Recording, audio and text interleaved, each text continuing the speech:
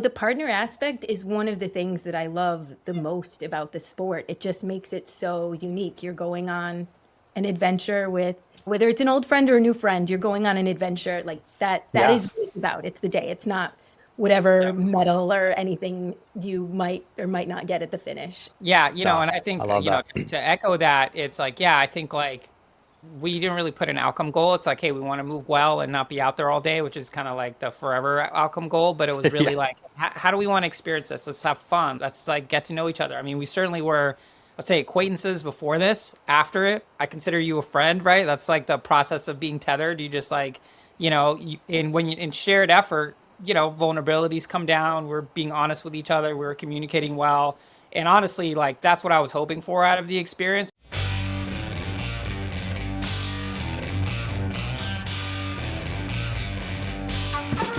Welcome to the Low Tide Boys, a Swimrun podcast. I'm Chip.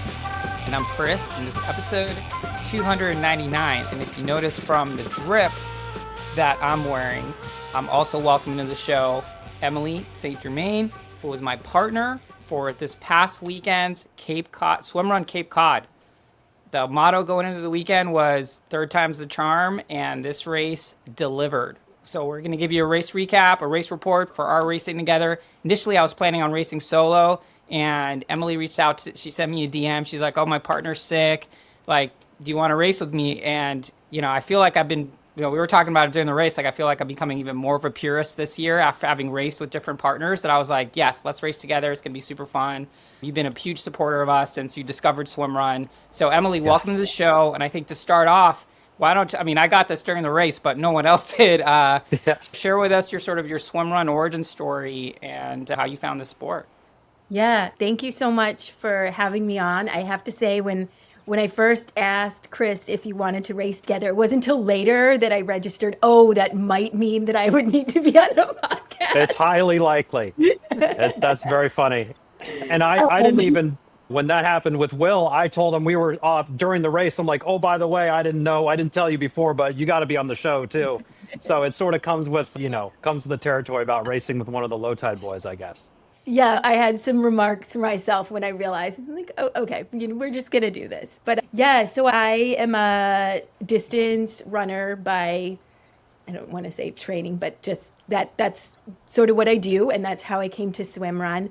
I have some friends in the Boston area that are triathletes, and during the pandemic, got into open water swimming with them or through them. And I remember, years and years ago, somebody telling me, oh, there is this sport that doesn't involve the bike in a tri, because I've tried, it's not my thing. And apparently you're tied together or something. And I heard about it and glossed over it and didn't really think about it again for years. And then Swimrun Cape Cod came online with their first attempt. And I was like, this is it. This sounds amazing. I want to do it. It's sort of my neck of the woods, and trail running, which I love and have gotten to do more of recently, and then getting into the swim. So that's how I first came across Swimrun. And I think once I decided to sign up, you don't have to dive too far or too hard to find Low Tide Boys. I think there's so many of us in the US, and I would say across the world, that have learned a lot of what we know because of the two of you. So thank you so much for that. And then also got hooked up with Team Envol through Trista and Amy. Nice. So this is a 3-year circle, essentially. Swimrun Cape Cod was your entry point in. It didn't happen for 2 years, and here we are. Back, you made it happen. Yeah, I love that. It's a really cool entry into it. And we've seen you at Casco Bay and a few other races around. So you're not just racing locally in Cape Cod, but you've done several swim runs from what my brain's telling me. Yeah, so my first one was Austin a couple years ago, and I don't remember if it was I think it might have been your 150th episode or 100th. I don't know. It was some big anniversary episode for the two of you guys, and I was like super fan, and yay, get to meet you, yay, as one does. Yeah, sure. And so I've done Austin a couple times, Casco, a few others. This was supposed to be a really big year with Rockman and Worlds planned. Didn't pan out, as sometimes things go, but hopefully in the future. Still got a couple more races, hopefully for the rest of the year. Awesome. Yeah, let's talk a little bit about this race. So as we've alluded to already, first year was canceled because of a fucking hurricane. Second year was canceled by a freak storm that came in. Actually, I was on site and I thought it would have been fine, but the parks pulled the plug, which is kind of a theme for this race. Is the sanctioning bodies are completely unaware of Swimrun, put in a bunch of sort of weird onerous requirements. But, you know, the Swimrun Cape Cod folks, Andy, everyone on that team, I mean, they put on an amazing event. They love Swimrun, and you could really tell by the course. So it was great that this race got to happen. It really felt like, even though it was a first-year race, I thought it was amazing. And we'll do like a leg-by-leg breakdown. I think it's helpful to talk about, you know, how we got together to do this, because I've been racing with a lot of different partners this year. Chipper and I raced as a triple. It's just been a year of discovery for us. And what I really appreciated was, like, really quickly, once we're like, yeah, let's race together, the first consideration is like, all right, we got to come up with a great team name. So we ended up, so it was like, well, there was one submission by Emily and we went with it. She even made some logos, some ChatGPT logos, which I appreciated. So we were team No Tie Donuts, which, you know, checks off a lot that gives my stamp of approval. I'll give them stamp of approval on that thing. No problem. Love it. Yeah, so once we had the team name, then it was like, all right, how are we going to race this thing? So we met up the day before the race at packet pickup, and we talked about we're going to be tethered. We talked about that I was going to lead the swims. We talked a little about what the pace would look like. And yeah, I mean, I found that it was, I mean, you tell me, Emily, but it felt like it was just kind of really organic. We're like, yeah, we're just going to go see what happens. Let's go have fun. You know, a bunch of our friends were there, so it was nice to see everyone. So it was more of just like, at least I wasn't putting any expectations on myself. I don't know about you. Yeah, no, I would agree with that. I think, you know, I always have a little bit of, I don't know, imposter syndrome. Like, what am I? I came to swimming as an adult. What am I doing here? But I knew from watching you race with Viv at Austin last year, like, I think running anyway, I could probably keep up. And this swimming, well, I'll contribute whatever I can. But that's really just hope my big buoy does the best that it can to help me along, since I can't attach a motor to it yet. Right.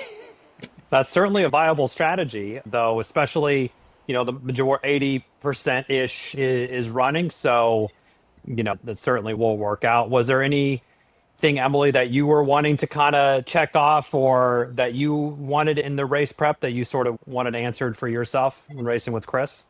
I think I wanted him to know that I was really excited just to be racing. I didn't have any huge expectations for like a set pace. I still don't know how to pace myself for a swim run. Everything is like road race, marathon. That's sort of what I have in my head, which doesn't work on trails and with swimming. And yeah, so anyway, wanted to have fun, wanted to, you know, push ourselves, but not, you know, keep it fun. I had been coming off illness, so I just put that out there. Mostly what I found racing with different people is just keeping the lines of communication open is really important, just so you can stay on the same page and adjust as you need to. So I think we did a pretty good job of that. Yeah, it really sounds like it. And both of you, obviously, with some swimmer experience, and Emily, I'm picking up pretty clearly, you know, to go with the flow and, you know, to kind of keep your expectations open and be ready for that sense of adventure. Really, in all the different partner arrangements that we've had over this year, that's kind of one common thread throughout them all, is that, hey, we're going to go out there. Yeah, we want to push ourselves and kind of like give a good effort where we feel like we did good work. But ultimately, hey, we're not shooting for the top of the podium or trying to do this or that. We're just going out there and going with the flow. And it sounds like you both, once you knocked that team name out, that was the next thing that you aligned on. And that's really set you up for what I'm assuming was a successful race. I think the partner aspect is one of the things that I love the most about the sport. It just makes it so unique. You're going on an adventure with, whether it's an old friend or a new friend, you're going on an adventure like that. That is what it's about. It's the day. It's not whatever medal or anything you might or might not get at the finish. Yeah, you know, and I think, you know, to echo that, it's like, yeah, I think like we didn't really put an outcome goal. It's like, hey, we want to move well and not be out there all day, which is kind of like the forever outcome goal. But it was really Yeah. like, how do we want to experience this? Let's have fun. Let's like get to know each other. I mean, we certainly were, let's say, acquaintances before this. After it, I consider you a friend, right? That's like the process of being tethered. You just like, in shared effort, vulnerabilities come down. We're being honest with each other. We're communicating well. And honestly, like that's what I was hoping for out of the experience. Again, I was planning on racing solo, and I was already kind of feeling like a little icky about it because I was like, is that even going to be fun? It's just like a time trial type thing, which is not what I associate with swimrun. Part of me was like, I feel like I mean, we talked about it during the race. Like I felt like, do I need to check that box to have raced solo to feel like I've done everything in swimrun? And when you asked me, it was just like, you know what? I'd much rather do this. Again, we knew each other. You're a big fan of the show. You gave us these, I don't know, I'll point my camera up. You gave us, to commemorate our Yeah. episode or something. It was just like such a nice gesture. So I think going into it, again, didn't want to be out there all day, but also wanted to just see what happens, be open for the thing, which a little footnote to that, when we entered the Swimrun portal, I was it kind of took me back. So the race was basically around 14 miles with about 11, 12 miles of running and the rest swimming, like 3-ish thousand yards. So, almost 2 miles of swimming, I think. Plus, this race started with essentially like a 5-mile run, like as a buy-in to the swimrun business. Because one of the lakes, there was Snow Lake, I forget the name of it. There was some like bacteria situation. So you had to like basically skip that pond. I called it lake, but they call them ponds in Massachusetts, incidentally. So it was a pretty big run to start starting with like a beach run. Ooh. Yeah, it was interesting. But anyway, we show up in the morning of the race. We all take a bus to the start. We saw a bunch of our friends. Some of the Mama's boys were there. Tom was there, a Nice. bunch of people. I told Chipper offline, one of the things I didn't tell him is like, I don't think I can do these local races without him anymore. Just because there was like so much loved for the low tide boys that I felt like I had to absorb all of it. And it's just a lot. It was a lot to absorb. Super grateful for it, but it was just like so many people came up and was like, oh, thanking us and stuff like that. And just get like really embarrassed when that happens. Like people asking for autographs and like Emily and Tom are just like looking at me. I'm like, oh, I'm sorry, guys. She's like, what did I sign up with? This No, guys. Leslie, Lots of love. you And I bring think- so much. And I certainly appreciated that. Like everyone that came up, it's like, hey, and I think I mentioned to you, Emily, is like every person who's wearing these Adidas Terex like 240s, like I'm probably, the low tide boys are probably responsible for this, including yourself, incidentally. You were like, Yep. OG low tide boys kit recommendations on the day, but So, yeah, but the race started relatively late. So the race started at like 9 a.m. I think. Oh, wow.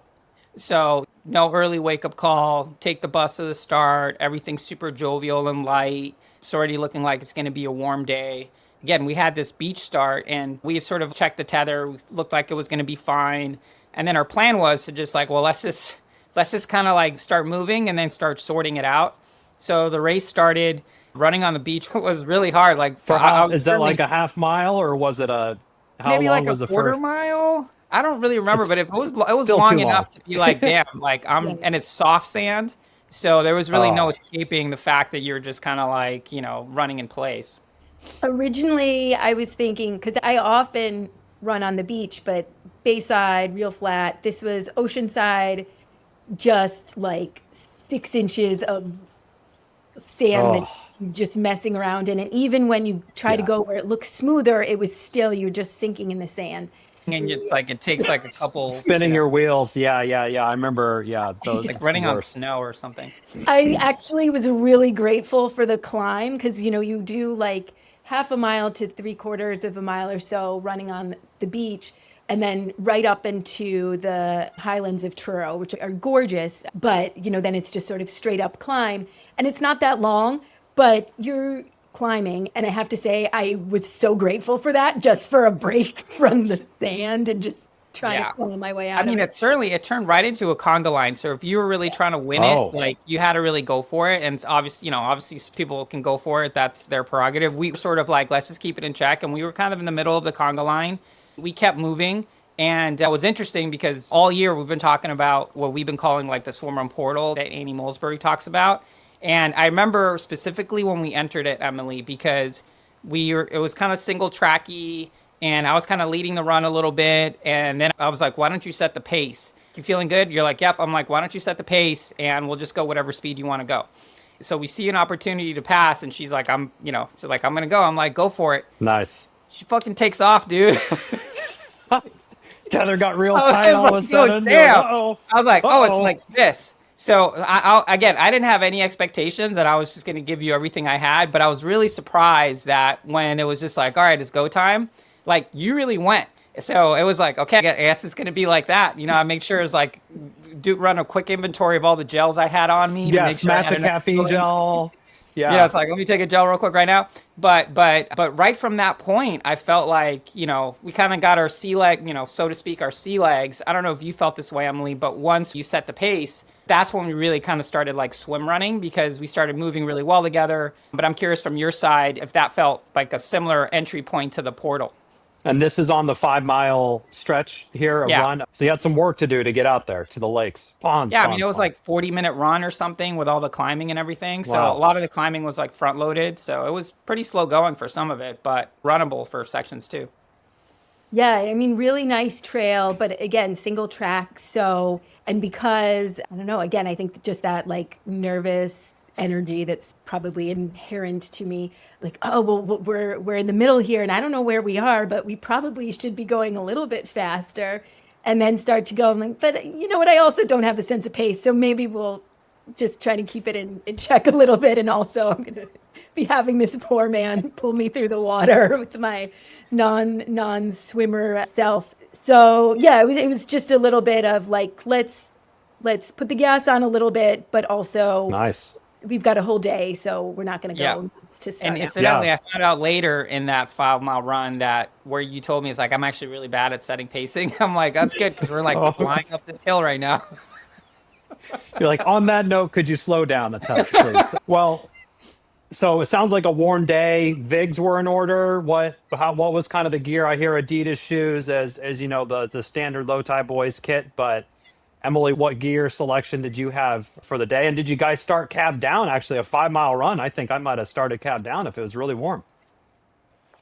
The day started, it ended up warm, but it started, I'd say 60 degrees or so. So Okay. I had started fully cabbed up, and I did pack my neoprene cap, which I never wore, but I thought because I swim in those ponds when the weather is warm often enough that I know that after a certain length of time, even though it's not that cold, I'm going to get a little bit chilly. The most important when it comes Yeah. to water temp. Yeah. Yeah, so I had my Uta, which is my favorite wetsuit, and the Terex, which I love. I've got a whole stash of them in the closet, and I told Chris about. And yeah, I think just the sort of the usual stuff for me. Yeah, and I was vacillating between using the Vig sleeved or the Air, so the regular Vig or Oh. the Vig Air. I ended up just going with regular Vig, partly because I've worn it all year and it's been working out fine. I didn't bring arm sleeves, and then the rest of the kit was the standard, the kit I've been using all year. So CEP socks, sort of previous edition, Adidas Terex, Speed Ultras, Speed Ultra Trail. I don't know, whatever combination of those words Yeah. makes those shoes. And then obviously the Low Tide Boys signature carbon, Frank paddles. Frank paddles. I also Keel started Plus. cabbed up. Initially, I was going to start cab down, but as Emily mentioned, it was just kind of like chilly enough in the morning that I wanted a little bit of cover. But I did start fully vented. They didn't have bibs, so it was like triathlon marking. So you had to mark your body behind your legs. Your swim cap had like a number on it, and it was very much sort of like an analog process on like timing and stuff until you got to the finish.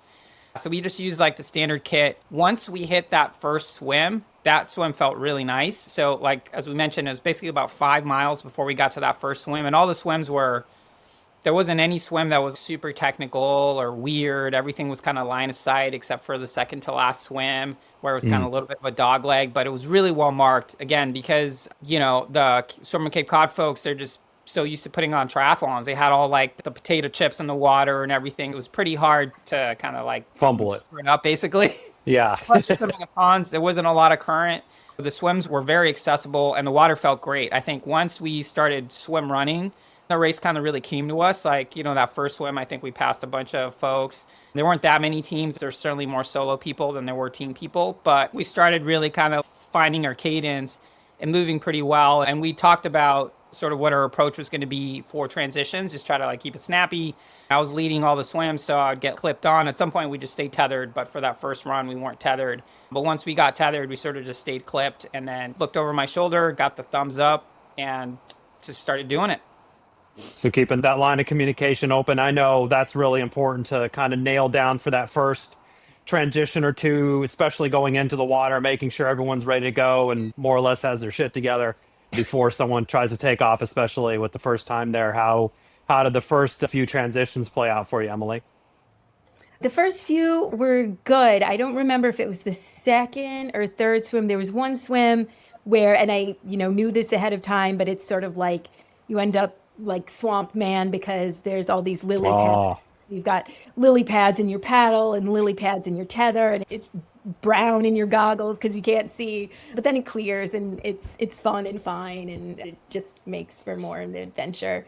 Yeah, I think the transitions overall went well going in and out. It was a moment of recognition for me because I think since I lost a lot of training this season, it sort of had been catching up on my own, and transitioning in and out on my own is, I'm just worrying about me. And so it was oh yes, must make sure that also my partner is ready for this. And I think there was one transition maybe later on where I was sort of ready and Chris is still getting ready. And he's like, you want to lead? I'm like, oh, not particularly, but I...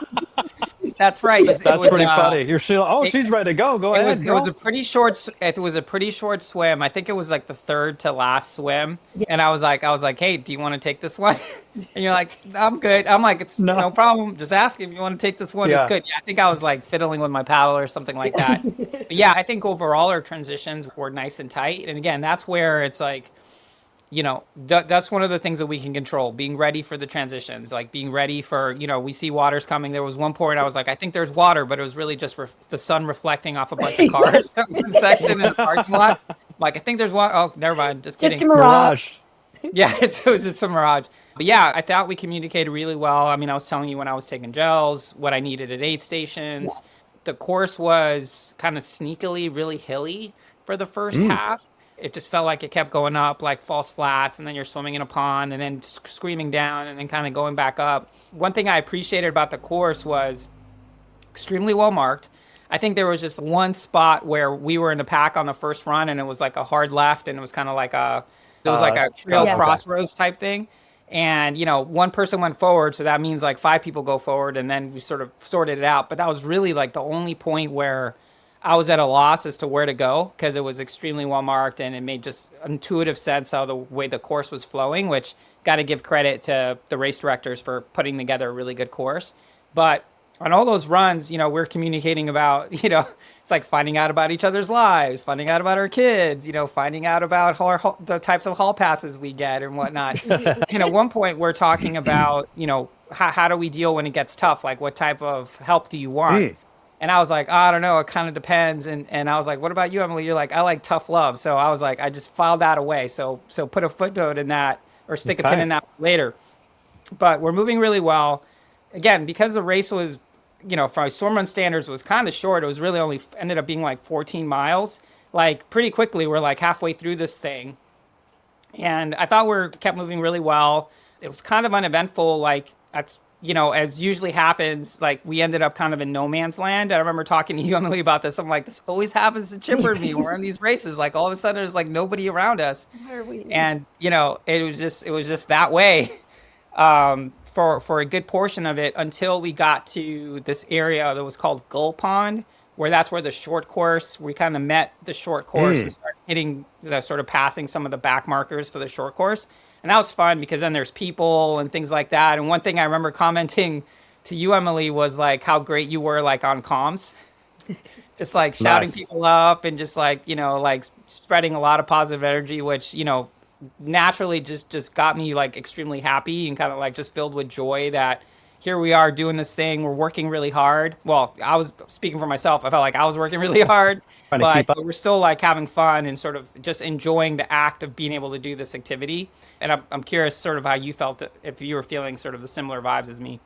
Oh yeah, I mean that's one of the things that I love about Austin is the loop back because I love that these races it's you and your partner and you're just out for an adventure, but it can make it this sort of solo or singular adventure. And so it's really nice when you have those opportunities to see other people either on the run or swim. You're maybe not talking quite as much. And then I've gotten to know Andy and Kathleen. They put together, as you said, Chris, just a really wonderful race. And the crew out there, the volunteers from the area, I've gotten to know some of the folks on Cape and then had some friends from Boston racing. And just knowing that there's so many people for this race, that this was their first ever swim run.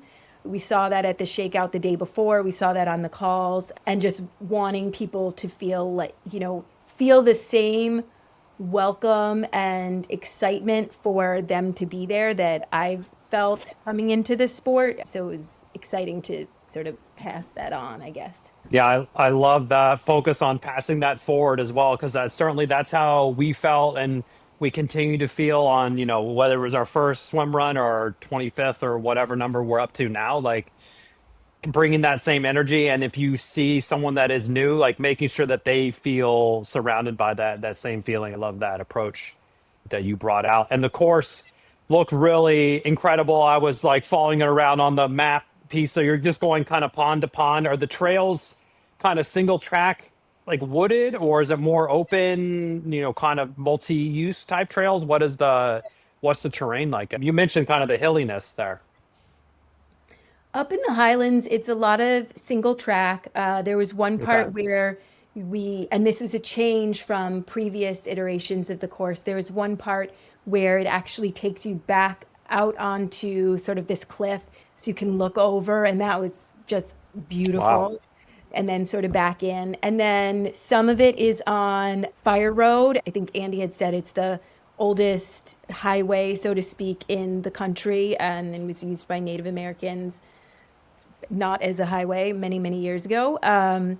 There were some bits that were on paved road, shorter sections, really just to get between places and once you got to the ponds. So a little bit of everything, sounds like. Yeah. Yeah, some parts were a little bit sandy, like sandy wooded trails, which isn't something you see all the Oh, time. interesting.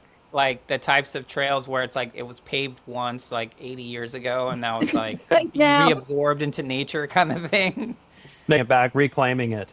Yeah, for the most part, it was wooded, so there wasn't that many sections where it was just like fully exposed, which was good because it was really sunny. I mean, it was just like a bluebird day. Like the only thing that would have made that day better was everything the same except it being cloudy, so you're not as hot running in black. But other than that, it was really manageable. And just, I kept thinking for first timers, like if this is your first time doing a swim run, like, Spoiled.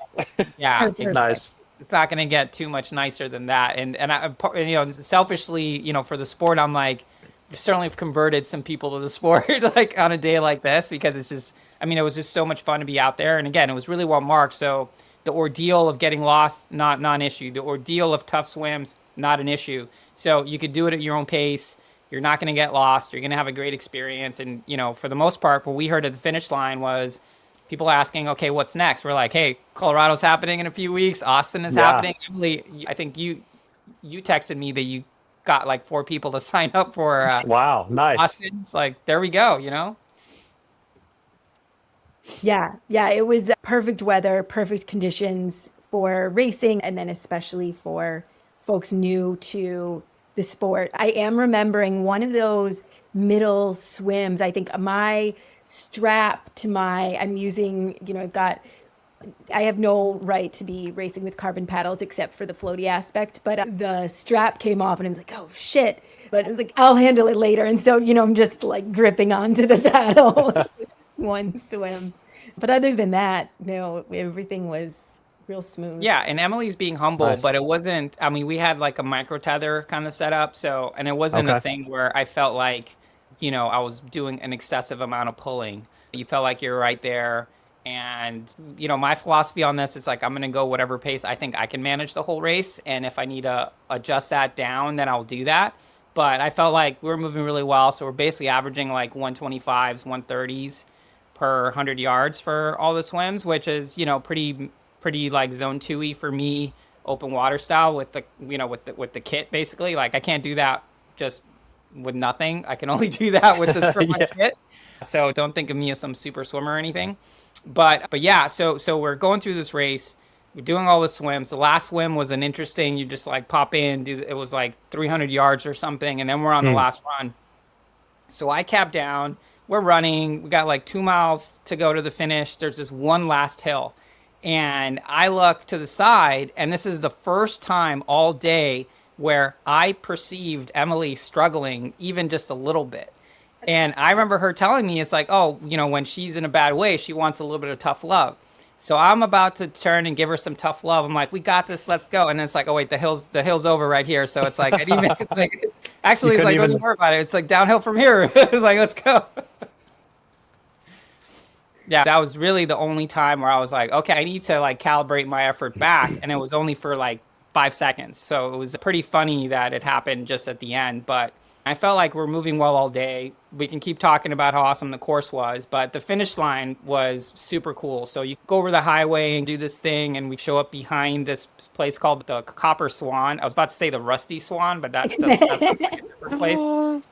That's not in Wellfleet. And yeah, you just come right up onto the finish, and there's like volunteers there, great atmosphere. Again, surprising for it being like the first swim run they've hosted, not the first swim run they've done themselves, but the first swim run they managed to put on. The vibes were pretty similar to all the swim runs we've done. Nice. It was very much like everyone's super happy, like stoked to finish. Not this like, oh, how fast were you or anything like that. Like it was just people coming up and, sharing their war stories. It was really just a kind of like stellar post-race experience too.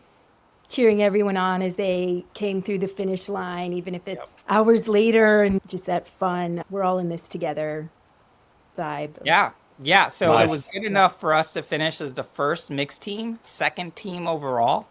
So again, without having that be the outcome goal, my wife reminded me that we have quite a streak going with, low tide boys racing this year, except for Catalina, which is a beast. We're either DNFing or we're finishing on the podium. We're either being disqualified or finishing on the podium. So yeah, pretty not over yet.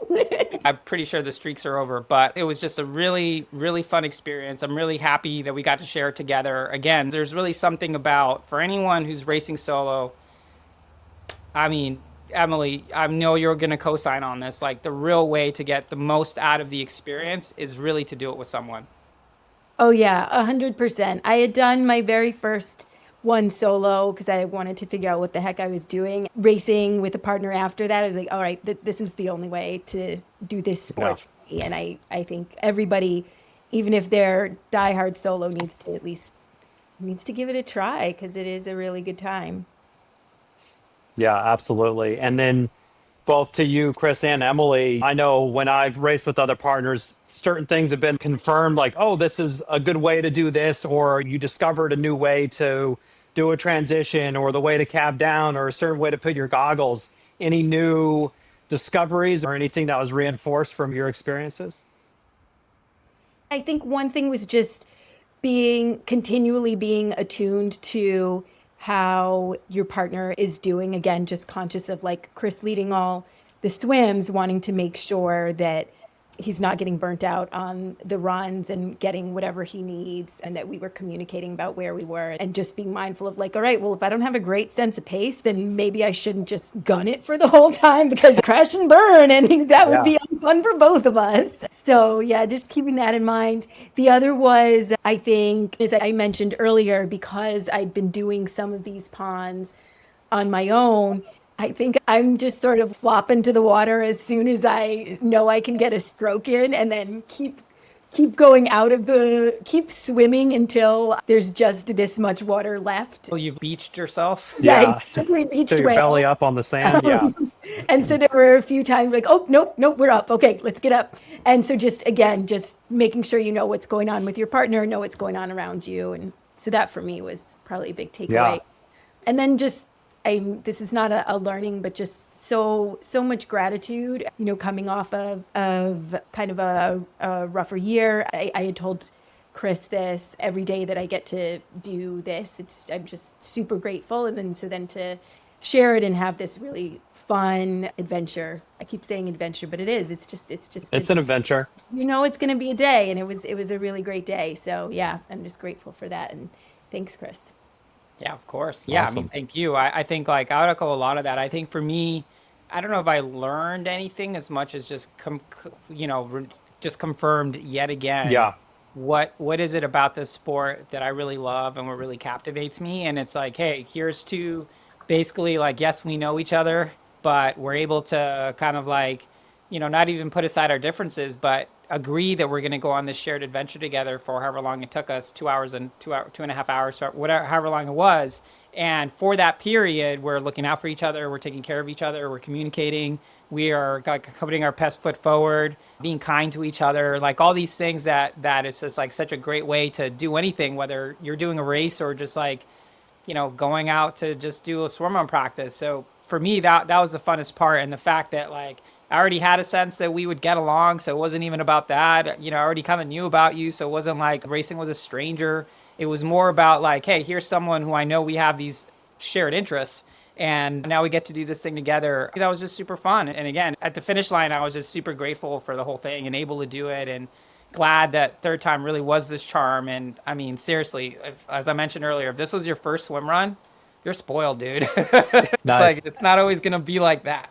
Yeah. I'll echo the confirmation. I think for me, the confirmation was Chris and Chipper knowing that both of you like have such love for this sport and wanting to share that. And then also are really well-tuned athletes. Like you've been doing this for a while and you know how to do it.